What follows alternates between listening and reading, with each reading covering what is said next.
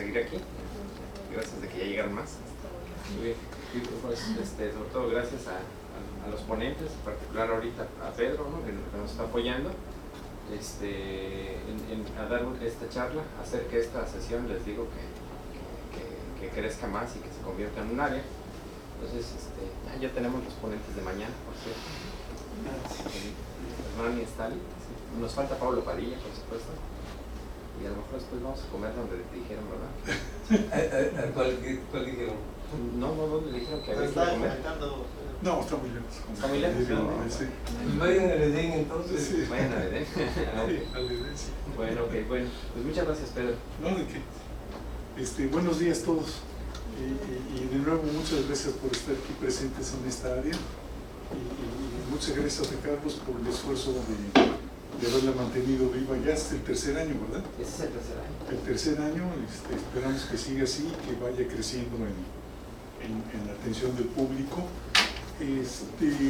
Yo les traigo preparado una presentación que tiene una historia que a mi juicio es interesante, y es que a partir de un trabajo que voy a presentar después, que publicaron dos científicos muy reconocidos, se acuñó en un ámbito muy específico de la ciencia el término protectorado.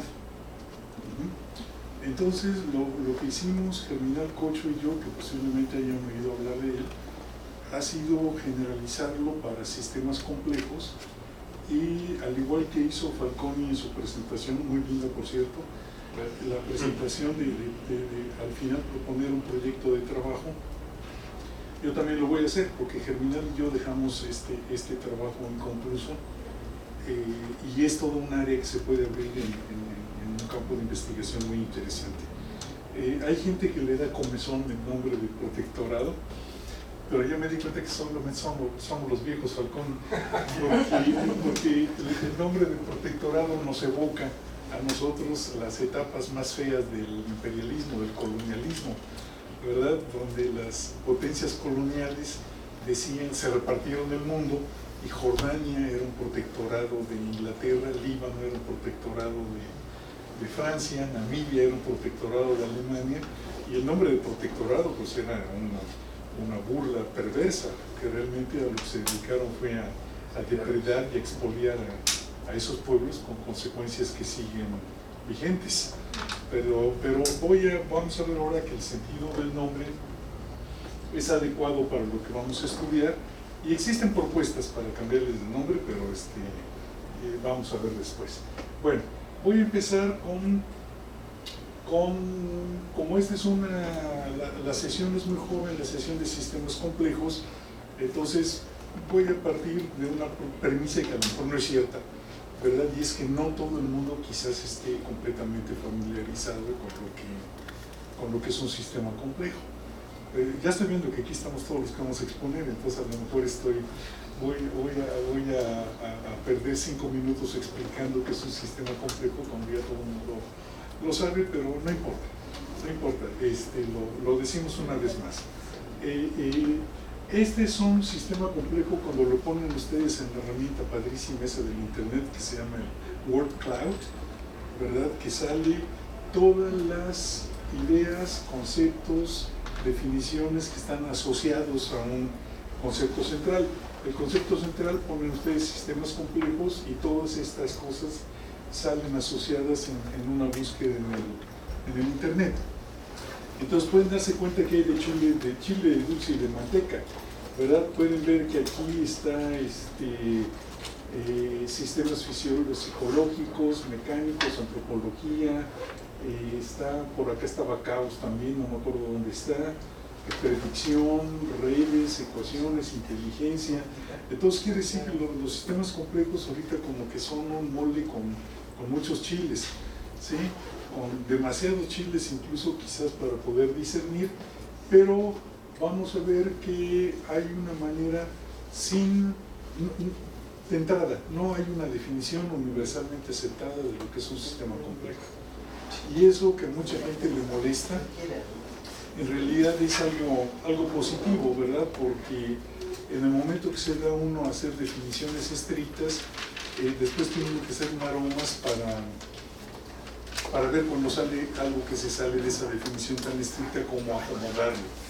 Entonces, en las ciencias naturales, yo digo que en las ciencias naturales muchas veces es preferible no hacer definiciones estrictas. Algo que nos molesta a los matemáticos. En las matemáticas sí se tienen que hacer definiciones estrictas, pero no necesariamente en las ciencias naturales. Válgame Dios, en las ciencias naturales, en la biología. La biología es la ciencia que estudia la vida y no hay una definición de vida, para empezar.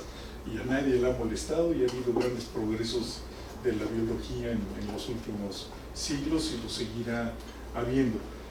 Simplemente copio la idea del título de este libro tan encantador de sistemas complejos de Henri Atlan, que se llama Entre el cristal y el humo. Entonces, Henri Atlan argumenta, ¿verdad?, que el cristal es demasiado perfecto, es demasiado regular, es demasiado periódico para poder sustentar información. Para poder sustentar información, el cristal es como un hoja en blanco. Un hoja en blanco es linda, es inmaculada, pero no puede sustentar información. Para que sustente información hay que romper la blancura y la pureza de la hoja. Y eso es en un extremo. Y en el otro extremo, el humo es tan volátil, es tan etéreo, es que no puede sustentar tampoco procesos, ¿verdad? Y entonces Atlan dice que los sistemas complejos son aquellos que se encargan de estudiar aquellas partes de la naturaleza que están entre el cristal periódico puro y el humo que no puede sustentar información. Debe haber algo que tenga lo mejor de los dos extremos, suficientemente regular como para poder ser discernible y reconocible, pero suficientemente variable para tener capacidad de adaptación. Entonces me encontré anoche en el internet este dibujo, me parece muy bonito. Aquí están los extremos, un cristal periódico muy bonito, pero sin embargo el cristal periódico muy bonito es muy frágil. Con cualquier cosa ya rompe su periodicidad, ya rompe su regularidad. En el otro extremo tenemos todos estos componentes regados al azar y no se pueden discernir estructuras, no se pueden discernir patrones. Entonces, en algún lugar en medio debe haber algo que preserve algo del sustento de estructuras que tiene un cristal, pero que no sea tan etéreo y tan vago como el azar. A los que no lo conozcan les recomiendo muchísimo el libro, es bellísimo, de Henri Atlan, y justamente el título lo dice todo, se llama Entre el cristal y el humo. Y en todo el libro pues argumenta, ¿verdad?, lo que para él es un sistema complejo. Bueno, un sistema complejo, en lugar de definirlo,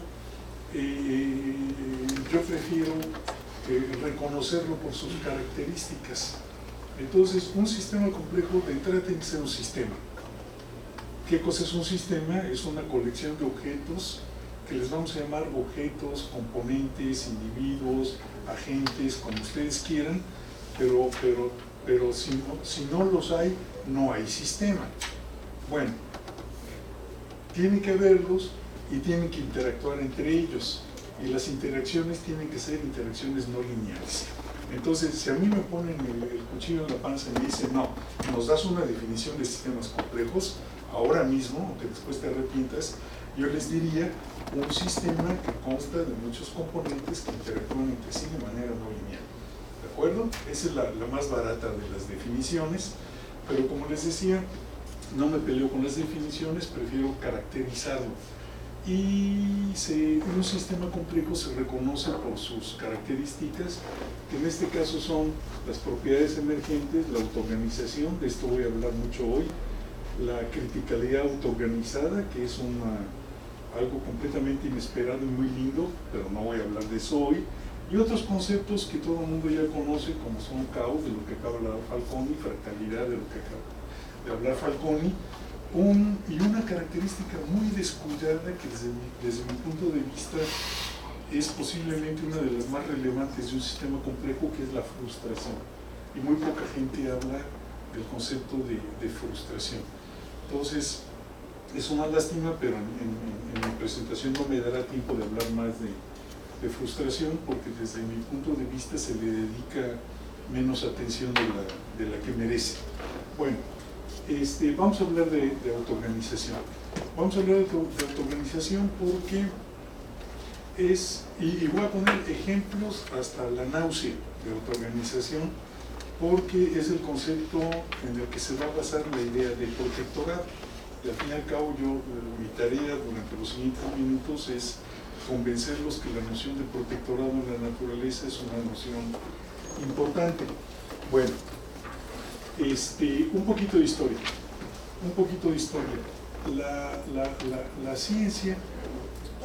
La ciencia ha hecho enormes progresos en las últimas décadas, en el último siglo posiblemente, siguiendo lo que se llama la ruta reductiva. Es decir, tenemos un problema, nos damos cuenta que el problema está complicadísimo, entonces mejor tratamos de estudiar los componentes del sistema que estamos estudiando. Queremos estudiar una sociedad, nos damos cuenta que la sociedad es terriblemente complicada, entonces mejor estudiamos a los individuos. Entonces me pongo a estudiar a Falcón y me doy cuenta que es terriblemente complicado, ¿verdad? Entonces digo, no, mejor voy a estudiar las células que lo componen. Las células también les ronca, también son complicadísimas, entonces voy a estudiar las moléculas.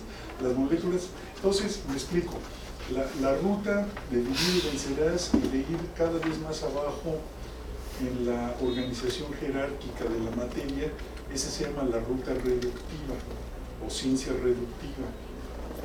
Quiero hacer la aclaración que no es lo mismo que la ciencia reduccionista. La ciencia reductiva es un método. La ciencia, que dije, la reductiva es un método. La reduccionista es cuando es método y fin. Quiero decir, cuando la gente va estudiando las componentes cada vez más hasta abajo de la organización de la materia, se llama ciencia reduccionista cuando se piensa que es la única manera de hacer ciencia. Cuando se hace como método se llama ciencia reductiva. ¿De acuerdo? Bueno, uno de los primeros en proponer que la física, tal como se estaba haciendo hasta 1972, era reduccionista, fue Philip Anderson. Él dijo, cada vez sabemos más de cada vez menos. Cada vez conocemos más propiedades de partículas elementales, nuevas partículas elementales, pero él fue el primero en llamar la atención que el conocimiento de esas partículas elementales no garantiza el camino de regreso. De hecho, hasta resulta chusco el decir, como dicen muchos físicos hoy en día todavía, resulta chusco decir que como la ecuación de Schrödinger es la que maneja la dinámica, la mecánica de las partículas elementales, entonces ya se sabe todo lo que se tiene que saber.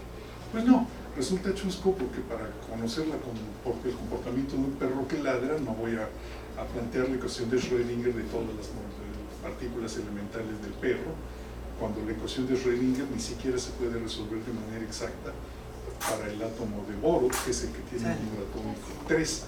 Se puede resolver de manera exacta para el átomo de hidrógeno, de manera aproximada para el de helio, y para el de boro ya no se puede. Entonces él llamó la atención, le cayeron a batazos todos los físicos, ¿verdad? Porque decían que la física se hace yendo cada vez a lo más profundo de los componentes de la materia. Él no solamente aguantó vara, sino que hasta se sacó el premio Nobel en el camino, pero en este artículo, que también les recomiendo mucho, Más es distinto, publicado en la revista Science en 1972, él propone que la física ya tiene la suficiente madurez y el suficiente bagaje de conocimientos como para poder emprender el camino de regreso y ver cómo podemos explicar los comportamientos que son propios de una colectividad y que no se pueden deducir a partir del conocimiento de los individuos de la colectividad. Entonces, gran mérito de Philip Anderson. Les recomiendo mucho este artículo, es muy lindo realmente. Pero vámonos viniendo a tiempos ya más recientes. Este es un artículo que desde mi punto de vista es fundamental para la teoría de los sistemas complejos. Es el artículo La teoría del todo, escrito por Loughlin y David Pines. David Pines falleció hace poquito, este mismo año, hace unos cuantos meses. Loveling también es premio Nobel de Física. Pines es la persona, es como Borges en la física. Todo el mundo esperaba que y cuando Borges sacaba el premio Nobel, nunca se lo sacó. David Pines, todo el mundo se preguntaba ¿y cuándo el premio Nobel? ¿Y cuándo el premio Nobel? Y nunca se lo sacó tampoco. Pero es uno de los grandes pensadores de la física. Este artículo que salió publicado en el PNAS, en el Proceedings of the National Academy of Sciences, en el año 2000, abre la puerta a una gran cantidad de conceptos que voy a utilizar un poco más adelante, y es en este artículo donde aparece por vez primera la palabra protectorado. Un poco más adelante les voy a decir en qué contexto, les voy a decir cómo fue que ellos lo entendieron, pero es la primera vez que ocurre el artículo, la palabra protectorado. Bueno, poquito tiempo después, porque el artículo anterior aparece en enero del año 2000, en julio del mismo año, Germinal Cocho y yo publicamos un artículo de la importancia de los protectorados, pero lo publicamos en una revista de divulgación.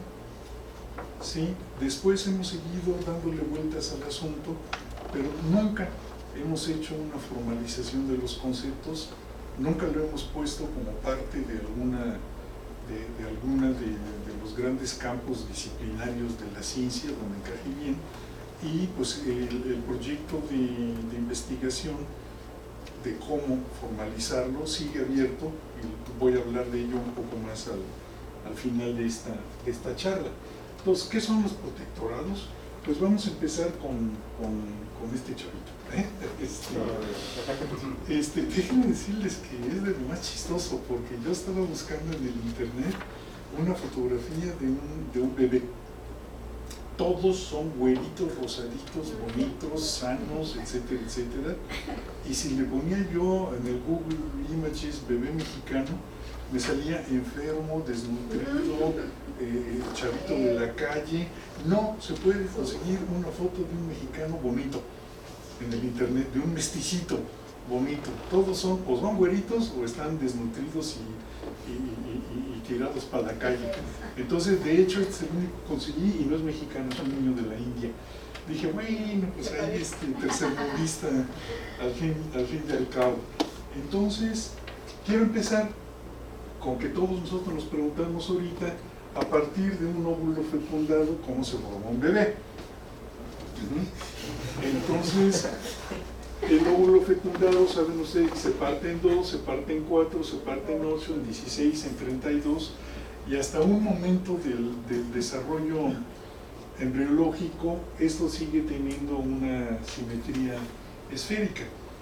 Que tenga forma de esfera quiere decir que tiene 3 grados de simetría con respecto a un plano que pasa por el centro, con respecto a una línea que pase por el centro y con respecto al centro mismo. Tiene 3 grados de simetría. Pero en algún momento del desarrollo embrionario no puede crecer esto indefinidamente, no hay bebés balón. Tiene que ocurrir un proceso bien interesante que se llama ruptura de simetría.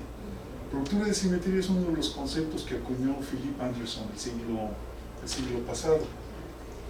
La ruptura de simetría es que de los 3 grados de simetría que tiene la esfera, pierde uno.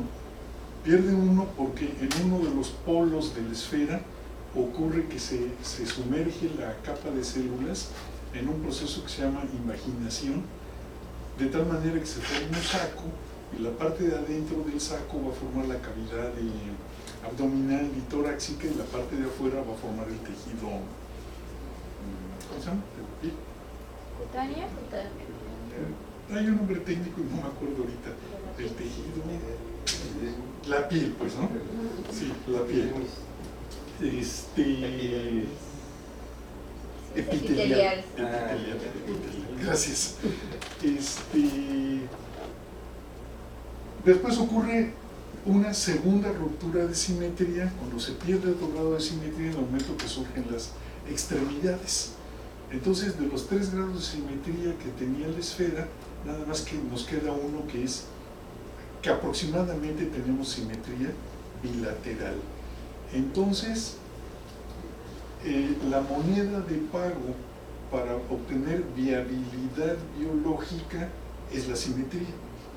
Se paga en grados de simetría que se pierden para poder tener viabilidad biológica.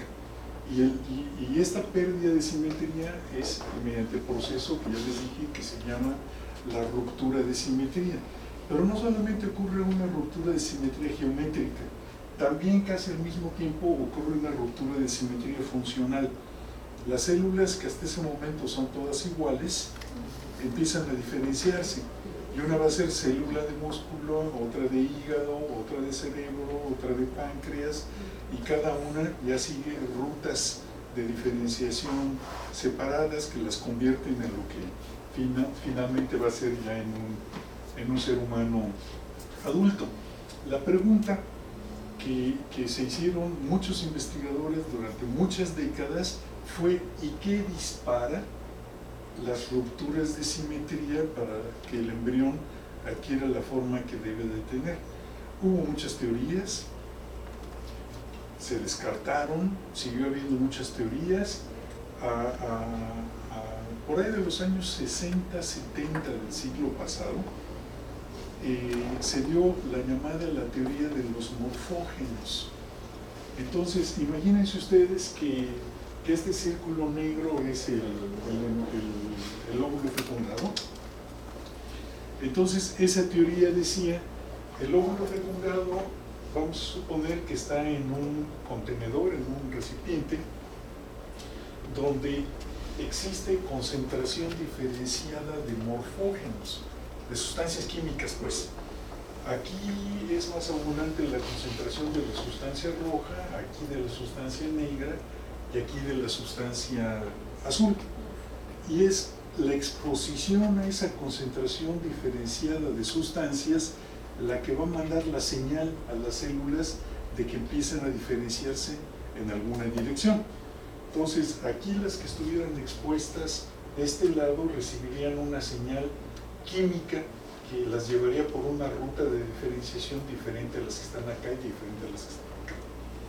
Entonces, esa teoría de los morfógenos, cuyo autor fue Lewis Wolpert, vive todavía, está muy viejito, pero por ahí anda todavía, Lewis Wolpert, llamó mucho la atención, salvo por un problema. ¿Cuál es el inconveniente aquí? El inconveniente es que hasta ese momento, si usted pone aquí la sustancia roja, acá la azul y acá la negra, lo que se espera con el paso del tiempo es que por difusión terminen todas formando una mezcla homogénea. Y lo contrario no sucede. Nadie había visto que si tiene usted una mezcla homogénea, esa mezcla se segregue en la sustancia roja, en la sustancia azul y en la sustancia negra. Nadie lo había visto y empezó a perder ese interés en esta teoría, hasta que, y aquí vienen los matemáticos al rescate de los biólogos, hasta que en la Universidad de Bruselas, y evidentemente ¿en cuál? En la Universidad de Oregón, se encontraron sistemas de ecuaciones diferenciales que sí permitían la coexistencia de las sustancias por separado, la segregación. Les estoy hablando de los años 70 del siglo pasado, cuando en la Universidad de Bruselas, bajo la dirección de Ilya Prigogine, generaron un sistema de ecuaciones diferenciales, pero no cualquier sistema de ecuaciones diferenciales, un sistema de ecuaciones diferenciales basado en que la interacción fundamental entre las variables fuera la ley de acción de masas. ¿Por qué hago hincapié en este aspecto? Porque son ecuaciones diferenciales que describen algún tipo de cinética química. Es decir, los términos de las ecuaciones son términos que se contienen solamente en ecuaciones diferenciales de la cinética química. Poquito tiempo después, en la Universidad de Oregón, hicieron un segundo sistema que también permitía la coexistencia de fases, pero más sencillo que el bruselador. El oregonador es este, no me interesa discutirlo con calmita. Nada más ven ustedes que es un sistema de 3 ecuaciones diferenciales. Siguiendo la notación de los químicos, las variables entre paréntesis cuadrados denotan concentración de alguna sustancia. Entonces aquí se tiene la sustancia X, la sustancia Y y la sustancia Z, y las constantes K son las constantes de la cinética química. Este es el sistema homogéneo, no tiene términos difusivos todavía.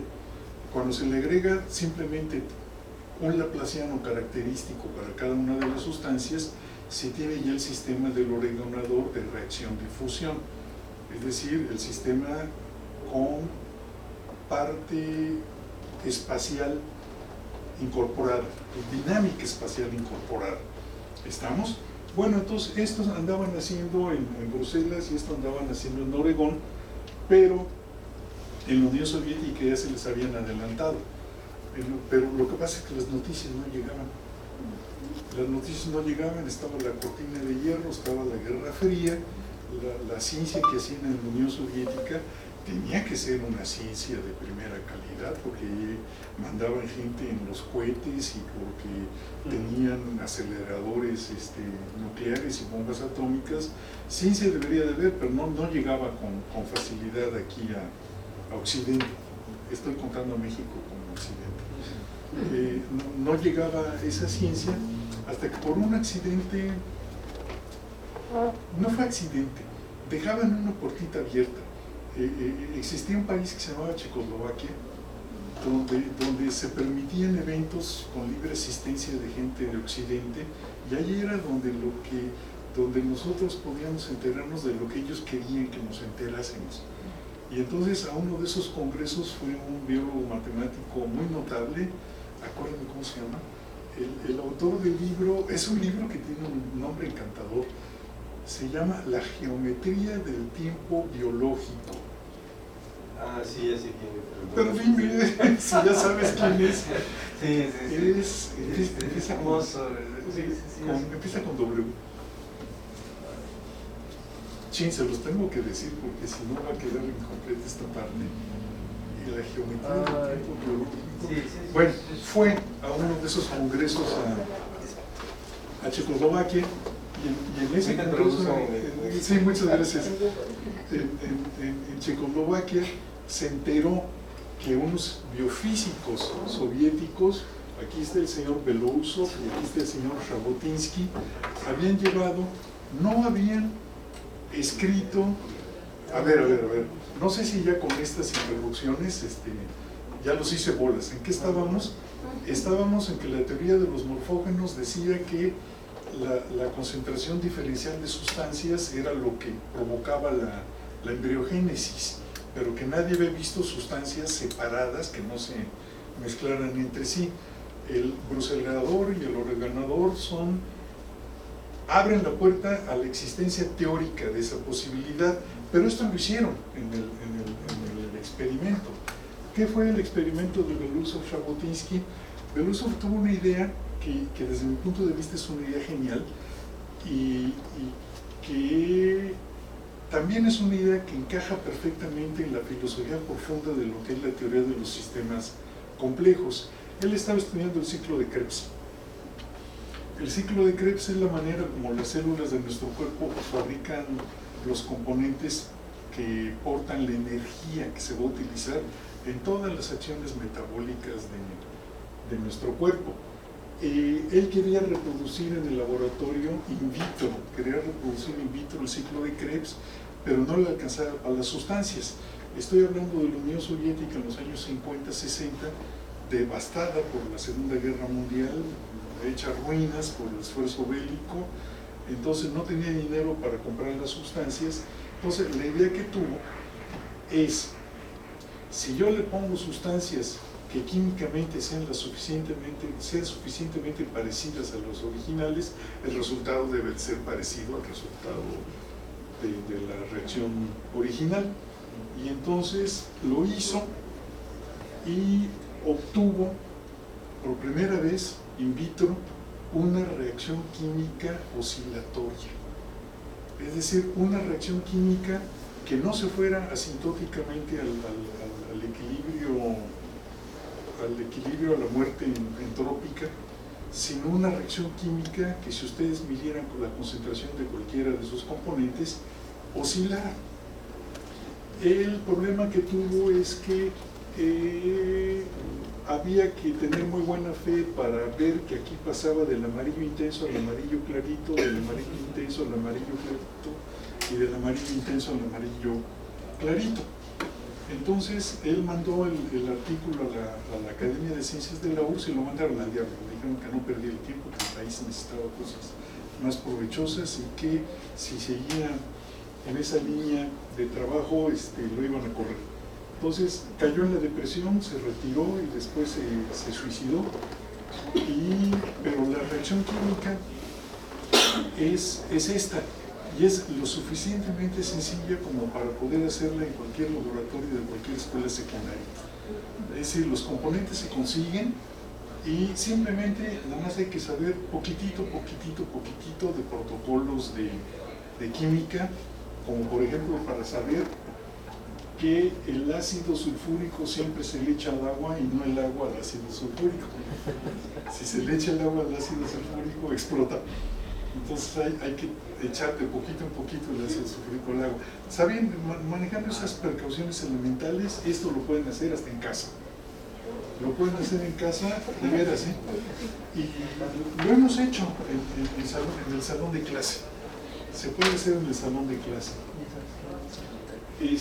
Aquí está la concentración de alguno de los constituyentes y se ve claramente que es una reacción periódica, pero murió en la tristeza por su propia mano Belousov, porque nunca le hicieron caso, pero él era amigo de un gran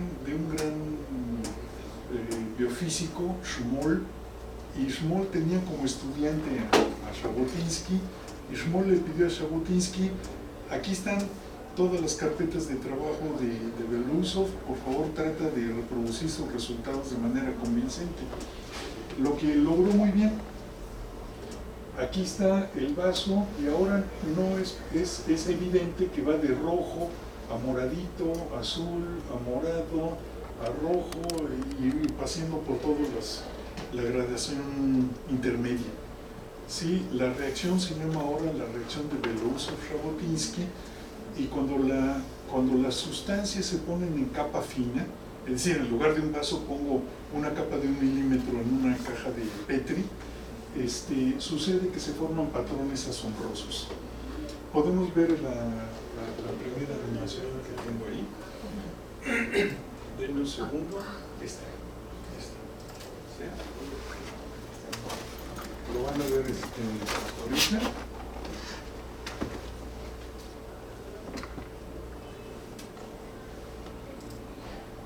Ven el fondo rojo, de repente en un punto que no está predeterminado se forma un frente de otro color que empieza a caminar, y les voy a pedir que pongan mucha atención en esta parte, porque un círculo que se rompe da lugar a espirales, pero se forman espirales que están unidas por la parte de atrás. ¿Sí se dan cuenta?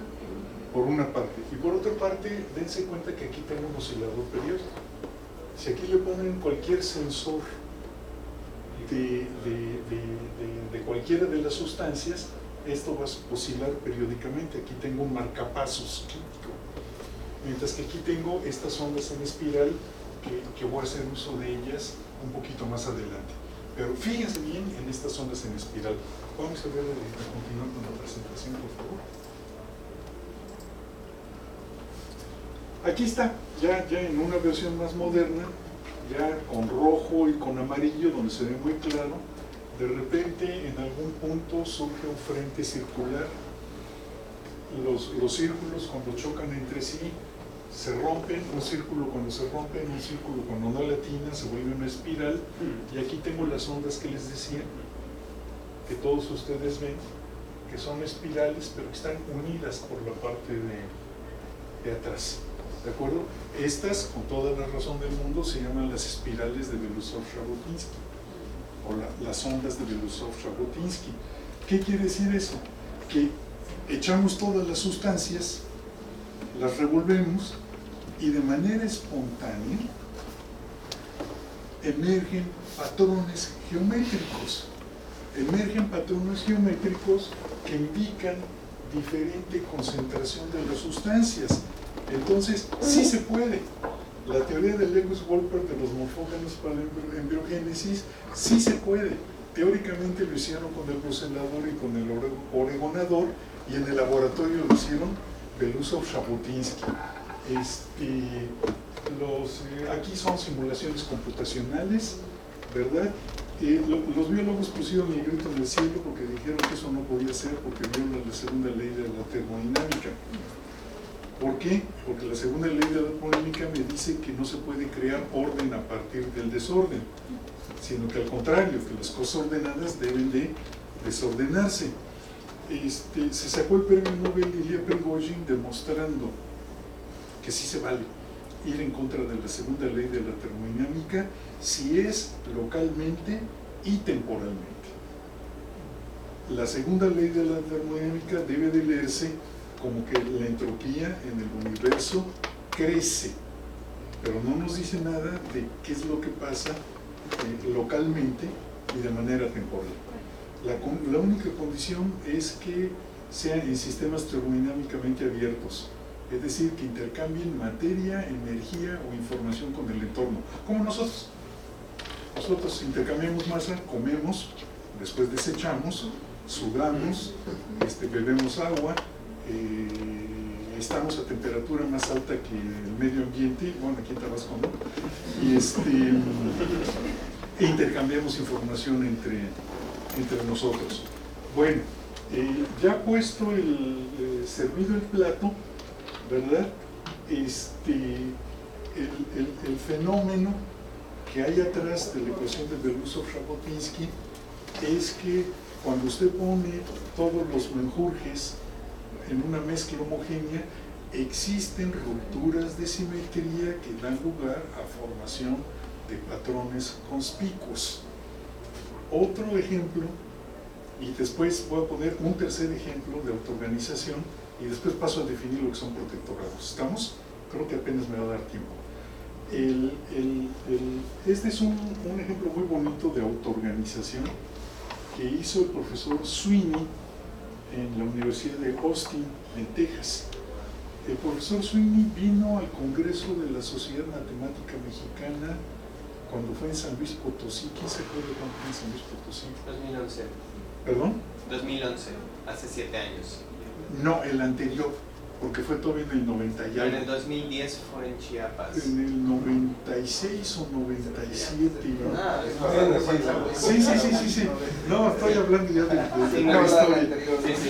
De prehistoria, Perdón, tienes razón, pero estaba yo pensando en uno anterior. Y él me regaló estas ilustraciones de un experimento que él hizo para ilustrar el concepto de autoorganización. Muy amable, porque me las regaló como 4 horas antes de que fuera mi presentación. Entonces, en aquel entonces las presentaciones eran con acetatos.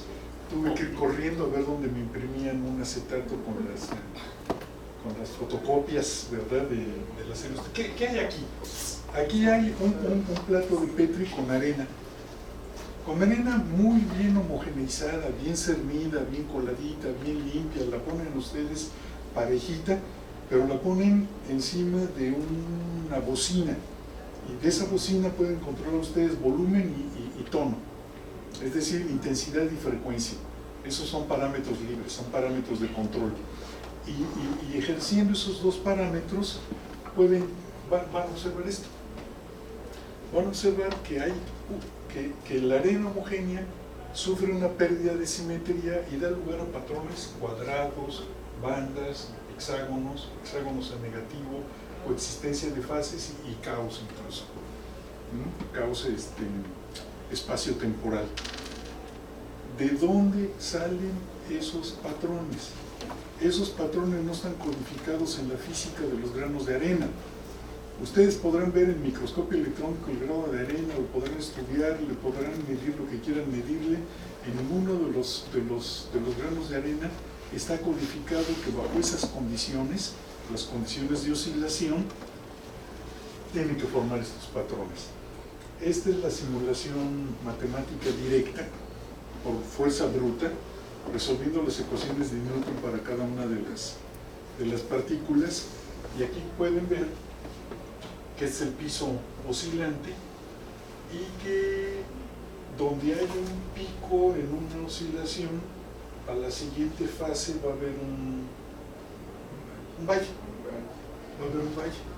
Entonces, manejando el parámetro, los dos parámetros, se forman todas las imágenes que les puse en la parte anterior. Entonces, en resumidas cuentas, ¿verdad? No hay manera de saber que se van a formar esos patrones a partir del conocimiento de los elementos del sistema. Y entonces decimos que tenemos una propiedad emergente y que la propiedad emergente surgió mediante el mecanismo de la autoorganización. ¿Juega? Sí. Pero cada vez que lo vuelven a hacer, los patrones van a variar. No. Siempre van a salir No, igual. no, no. De hecho, qué buena pregunta. Porque resulta que si se grafica en el espacio de los parámetros, es decir, si pone uno amplitud contra frecuencia, hay una partición del plano y cada una de las particiones del plano, cada una de las regiones del plano partido corresponde a una forma. Es decir, en un lugar queda cuadradito, en otro lugar queda banda, en otro lugar queda hexágono, en regiones bien identificadas del espacio de parámetros. O sea, que siempre va a quedar. Si le pone usted la misma amplitud y la misma, va a quedar lo mismo. ¿Sí? De hecho, podemos poner la ópera. Tiempo largo, ¿verdad?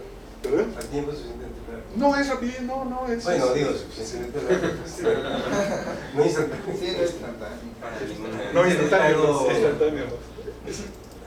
Ajá. Aquí lo van a ver ustedes con todo el sonido. ¿Lo puedo hacer grande, por favor? Estos son granos de azúcar oscilando y se oye la frecuencia y la amplitud. Entonces, ahí están los granos de azúcar oscilando. Espérense tantito. Se nota, ¿no?, que va aumentando la frecuencia. Ahí le agregan para reponer a los que se caen. Y miren qué figuras tan lindas se forman. ¿Sí? Que no se pueden predecir a partir del conocimiento ni de la química, ni del azúcar, ni de nada. Miren eso.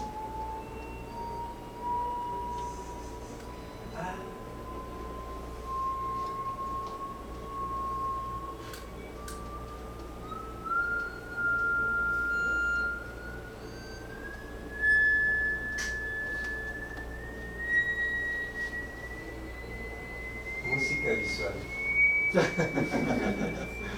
Unas mariposas, Todos nos podemos figurar lo que son unos lentes. queramos, ¿verdad? Bueno, queda claro el punto, ¿no? Queda claro el punto. Aunque yo sea el mejor cristalógrafo del mundo y sepa todo lo que hay que saber de un cristal de azúcar, a partir de ese conocimiento no voy a poder predecir que surgen estas formas cuando el colectivo actúa bajo esas condiciones, es decir, de oscilación controlada. ¿Verdad? Podemos seguir con la presentación, por favor. Entonces, ya me voy a brincar el otro ejemplo, porque si no, no me va a dar tiempo. Nada más me llamó mucho la atención de lo que habló de los depredadores Falconi, para ponerles un ejemplo de que también existe autoorganización en el mundo vivo. Esto es un cardumen de peces, hasta donde da el conocimiento de la biología contemporánea, no hay una sardina generala que les diga, y ahora tú por acá y tú por acá, y se me forman toditas, y a ver, ya van a tomar la foto, y entonces tenemos que estar todas formaditas en una esfera perfecta, etcétera, etcétera. Entonces, este es otro ejemplo más de autoorganización. Yo les he preguntado a los compañeros biólogos de por qué se forma esto, y he oído explicaciones que van de lo más chistoso, de lo más chistoso a lo insatisfactorio. Alguien me dijo, esta es una estrategia para evitar al depredador. Pero esta foto se tomó de un video, ¿sí? 2 segundos después viene una ballena con la boca abierta y a todas se las empacan. Entonces, que como estrategia para evitar el depredador no es muy buena. Se llama coevolución. Sí, La ballena ya. son buena onda las sardinas y no quieren que tenga hambre la ballenita. Bueno, les decía que en el mundo vivo también existe autoorganización. Es un cultivo de bacterias. Es un cultivo de bacterias, nadie les indica cómo se deben de arreglar y dan lugar a un fractal. Se puede medir la dimensión fractal completamente aquí, y este se llama un fractal por crecimiento dendrítico, o técnicamente es por agregación limitada por difusión. ¿Sí? Aquí tengo, y no sé si reconocen las ondas. Nada tiene que ver con la reacción de Belousov-Jabotinsky. Este es un cultivo de amibas, de una amiba que se llama Dictostelium. Y ya voy llegando al punto que quiero llegar. Aquí está la ecuación de Belousov-Jabotinsky, aquí está el crecimiento del cultivo de amibas. O al revés. Da igual. Son absolutamente indistinguibles. Dense cuenta ustedes, tengo exactamente el mismo patrón, indistinguible el uno del otro, en 2 sistemas en los cuales la base material, la base química, la base física es completamente distinta. ¿Se entiende? Aquí de hecho está otra vez la misma foto, aquí está a colores y toda la cosa. Pero fíjense bien en esas ondas, porque esas ondas ocurren en muchos lugares en la naturaleza. Esas ondas ocurren como turbulencia química, que es lo que vimos en el anterior, como turbulencia. Esta es la misma amiba, y si controla uno el nutriente, da lugar a fractales dendríticos también. Entonces ocurre también, esta es una cosa fascinante, es una cosa realmente increíble. Existe una especie de abejas que tienen sus nidos en espiral. Pero si no se ponen de acuerdo y unas empiezan de un lado y otras empiezan del otro lado, nos dan también las mismas ondas espirales unidas por atrás que vimos en la otra fotografía. ¿Qué tienen en común todos esos procesos de naturaleza tan distinta, pero que tienen exactamente la misma geometría? Por ejemplo, aquí están también las espirales unidas por la parte de atrás como en un tubo. Esta es una enfermedad horrible. ¿Cómo se llama, Faustino? Es una dermatitis que tiene un nombre, no me voy a acordar, se los digo desde ahorita. Pero ven ustedes también las espirales que se unen por la parte de atrás, aquí en los brazos, aquí se ve clarito en la lengua y en la pierna. Y esta es una enfermedad autoinmune. Entonces quiere decir que esta enfermedad es el resultado de la interacción de las células con otras células de nuestro mismo cuerpo, de células del sistema inmune contra células somáticas de nuestro cuerpo. Nada tiene que ver con los fenómenos anteriores, sin embargo, la forma macroscópica es la misma. Bueno, este también. No se ríen, pero unos colegas del Instituto de Física del UNAM demostraron que estas espirales en los cuadros de Van Gogh son turbulencia real, y lo publicaron, si quieren echarle un ojo, porque es un trabajo muy lindo. En el mismo trabajo demuestran que en este cuadro tan famoso de Leonardo da Vinci, donde hay agua cayendo en un estanque y que se forman torbellinos, ¿sí? No es turbulencia, son torbellinos que pintó ahí Leonardo, que era muy buen pintor, pero no le salió la turbulencia. En cambio, al holandés loco sí le salió turbulencia física, y está medido, está publicado. Bueno, vamos a regresar a lo que comenzamos. Les había dicho que estos dos cuates formularon por primera vez el término protectorado. Lo hicieron porque estaban estudiando, para empezar déjenme advertirles que la teoría del todo es pitorreo. A lo largo del artículo se pitorrean de la sola idea de que existe una teoría del todo, ¿verdad? Como muchos físicos pretendían. Esto es pitorreo por completo. Estaban estudiando la superconductividad y se daban cuenta de que el fenómeno de superconductividad se mostraba en muchos compuestos químicamente muy distintos, aunque sin embargo el fenómeno desde el punto de vista cuántico era exactamente el mismo. Y a eso le llamaron el protectorado cuántico. Entonces lo que hicimos el germillo fue generalizar esta noción a como dice allí. A ver, léanlo todos por favor rápido porque ya se me va a acabar el tiempo. Y ahorita vamos a hacer unos comentarios y ya le voy a devolver la palabra a Carlos. Entonces, todos aquellos fenómenos en los cuales la manifestación macroscópica sea la misma, independientemente de que la naturaleza microscópica sea completamente distinta, ahí teníamos amibas y la enfermedad de la piel, amibas, la enfermedad de la piel y la ecuación de Belousov-Jabotinsky. El sustento microscópico es completamente distinto y sin embargo la manifestación macroscópica es la misma. A ese conjunto de fenómenos le vamos a llamar un protectorado. Y a la manifestación, que en este caso sería la espiralidad, ¿verdad?, se le llama propiedad protegida, la propiedad protegida de la materia. Hay muchísimos más ejemplos. Por ejemplo, el crecimiento dendrítico. Ahí tenemos un fósil en ámbar que era en alga, y aquí tenemos sales de manganeso difundiéndose en una roca sedimentaria. Puedo seguir con muchísimos ejemplos que lo macro es lo mismo, aunque lo micro sea diferente, y eso se llama un protectorado. ¿Por qué conviene? Ahí tiene tantos ejemplos. Esta es la misma que la anterior.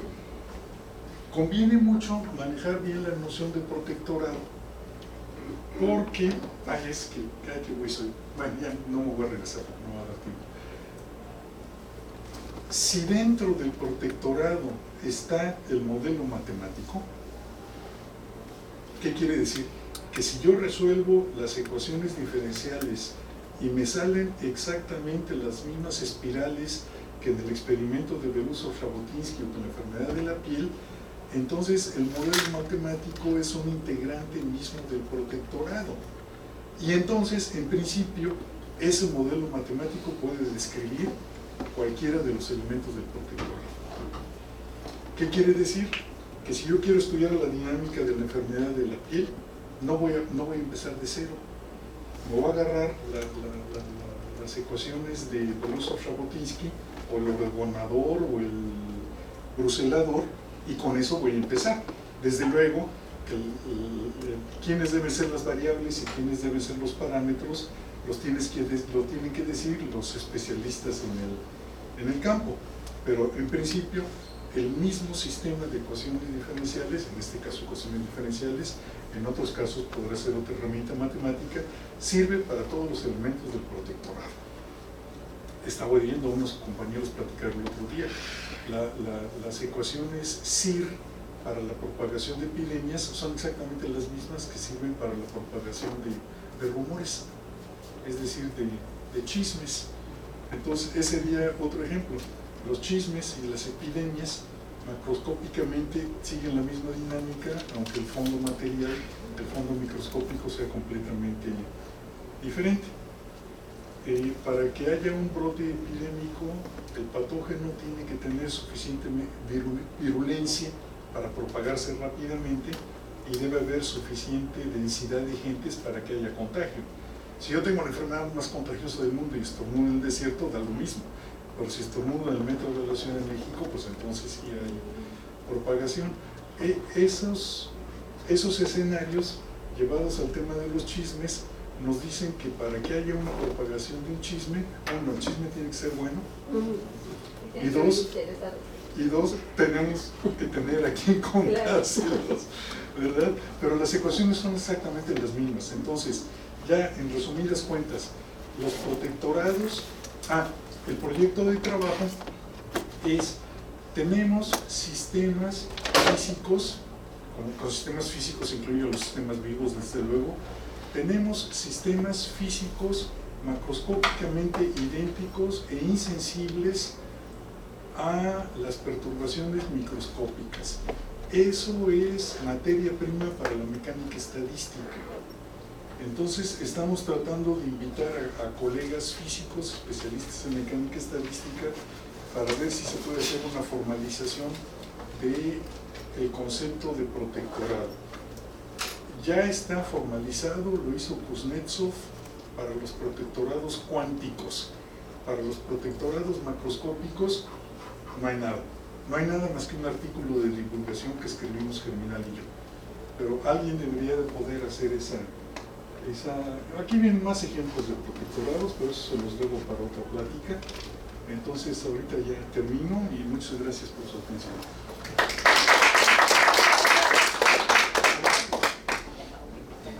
¿Preguntas?